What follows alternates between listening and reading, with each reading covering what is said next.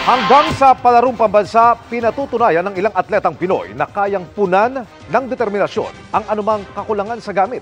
Nakatutok si Oscar Oida.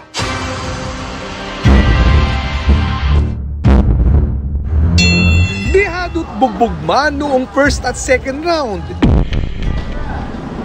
Hindi pinanghinaan ng loob ang 15 anyos na boxer ng Ligao City, Albay na si John Mike Brinas. Ang natitirang lakas na sinamahan pa ng matinding determinasyon ang naging alas niya para makabawi sa huling round.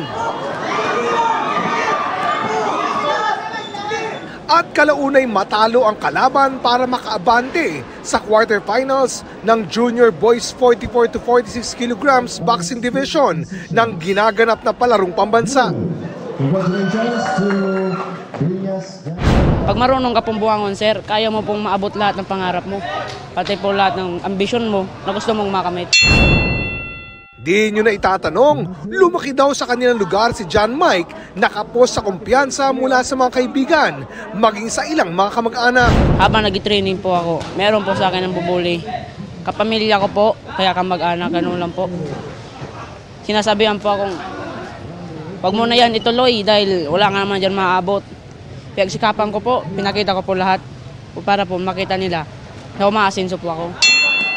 Kaya ang palarong pambansa, naging paraan daw niya para patunayan ang kanyang kakayanan.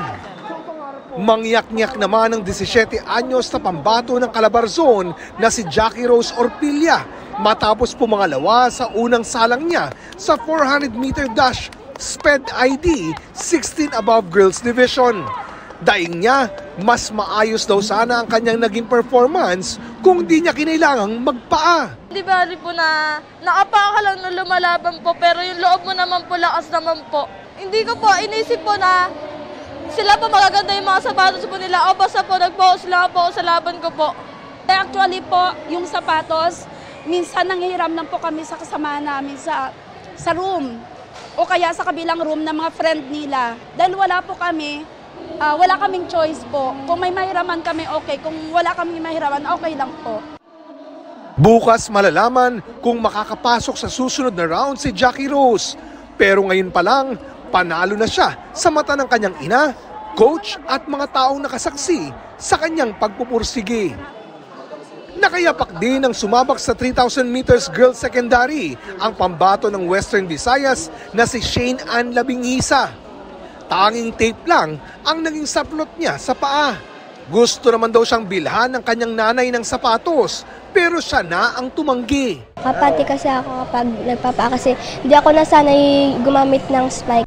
Pero ayon kay Shane, noon pa man, paniwala niya ang hindi pagsusuot ng sapatos ang naging sikreto niya sa bawat laban.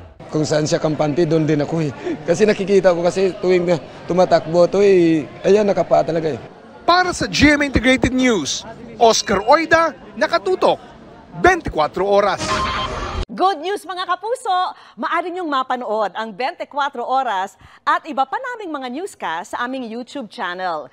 I-click lang ang subscribe button na lalabas sa screen. Sa mga kapuso abroad, maaari niyo kaming masubaybayan sa GMA Pinoy TV at sa www.gmanews.tv.